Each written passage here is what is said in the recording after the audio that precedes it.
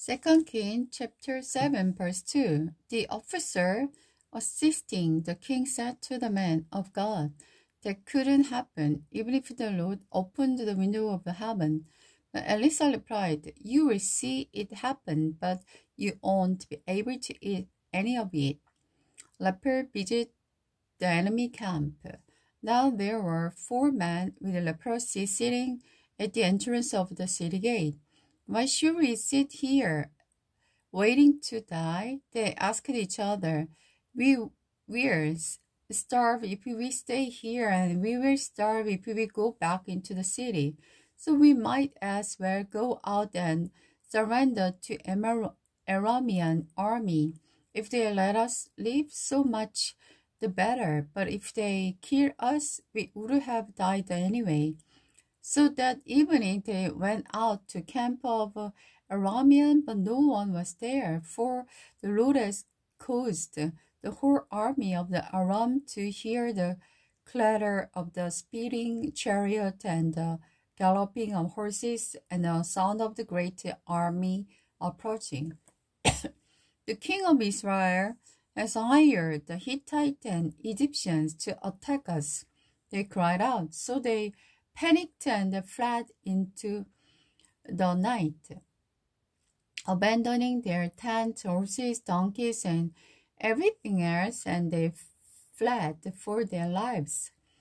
When the leper arrived at the edge of the camp, they went into one tent after another, eating, drinking wine, and carrying out silver and gold and clothing and hiding it.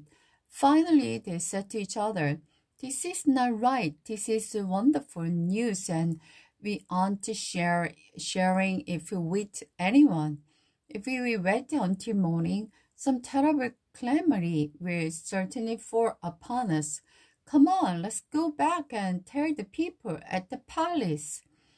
So they went back to the city and told the gatekeeper what had happened. They had gone out to the Aramean camp, and no one was there. The horses and donkeys were feathers, and the tent were all in order. But there was not a single person around. Then the gatekeeper shouted the news to the people in the palace. "Israel plunders at camp."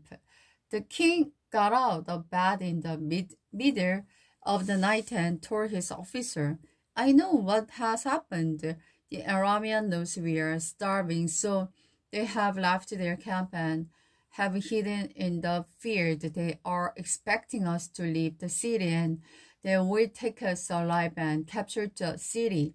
One of his officers replied, "We had better send out scout to check into this. Let them take 5 of the remaining horses. If something happened to them, it wouldn't be greater loss than if they stay here and die with the rest of us."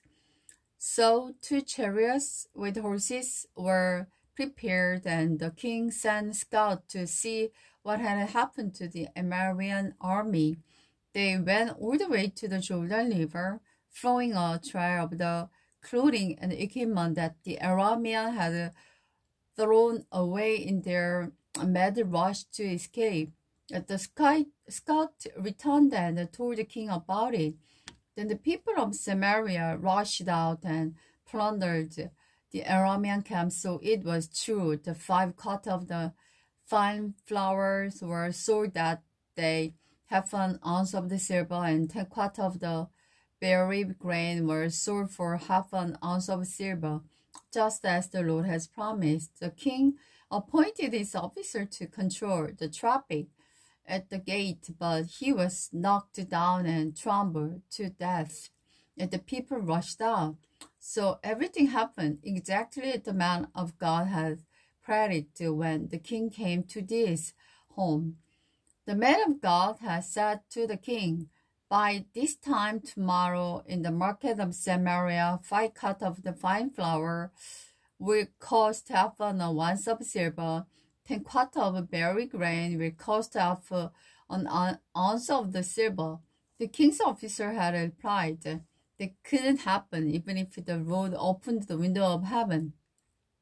And the man of God has said, you will see it happen, but you won't be able to eat any of it. And so it was, for the people trampled him to death at the gate. The woman from the Salem returned home. Elisa had told the woman whose son he had brought back to life, take your family and move to some other place, for the Lord has called for a famine on Israel that will last for 7 years. So the woman did as the man of God instructed. She took her family and lived in the land of the Philistines for 7 years.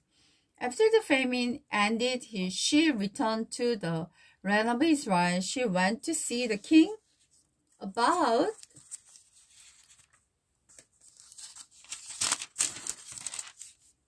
getting back her house and land.